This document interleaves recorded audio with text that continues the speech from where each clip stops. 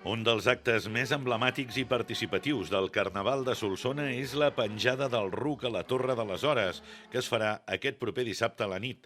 Amb l'objectiu de complir amb la normativa del Pla de Sequera, s'ha decidit que el ruc faci una micció simbòlica sobre el públic, amb aigua freàtica tractada i no procedent de la xarxa. Sí que se'n fa servir en un moment a la penjada del ruc, el ruc pixa sobre de la gent, i amb l'Ajuntament estem treballant per veure com es pot mantenir això. Com es pot mantenir la penjada, si ha de ser captant aigua freàtica i tractant-la o aviam com ho podem, com es pot solventar per no utilitzar aigua de boca en un cas així.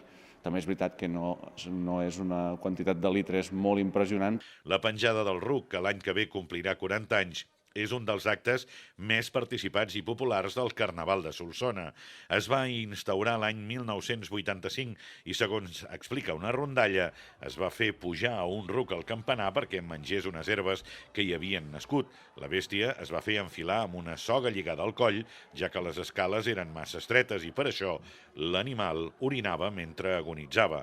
Cada any es reviu aquesta llegenda el dissabte de Carnaval amb la penjada del ruc, el dilluns de Carnaval infantil i també el dimecres de cendra amb la despenjada de l'animal, amb l'objectiu de no deslluir un dels actes més participats de la festa, però al mateix temps complir amb les restriccions per la sequera. L'Ajuntament de Solsona ha decidit que l'aigua que es faci servir per aquest acte sigui freàtica i no procedent de la xarxa.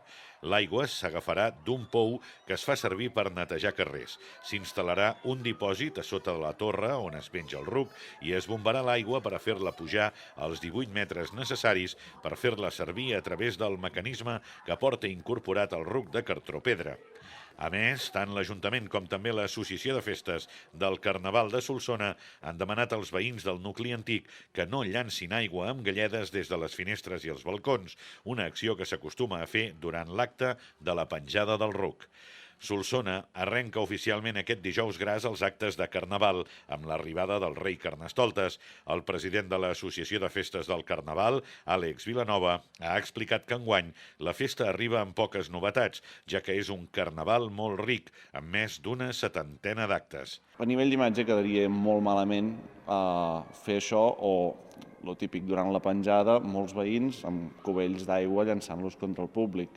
Això sí que tinguem una mica de consciència que aquell aigua l'hauràs emplenat de l'aixeta, per tant no la malgastem en aquest sentit. Fem servir la mínima indispensable i ja està. Sí que recupera una activitat que s'havia deixat de fer i que és la crida sorda pel nucli antic. Es tracta d'un recorregut on els músics de l'orquestra i el públic desafinen constantment. També es dona més importància a la capta dels gegants amb un acte propi.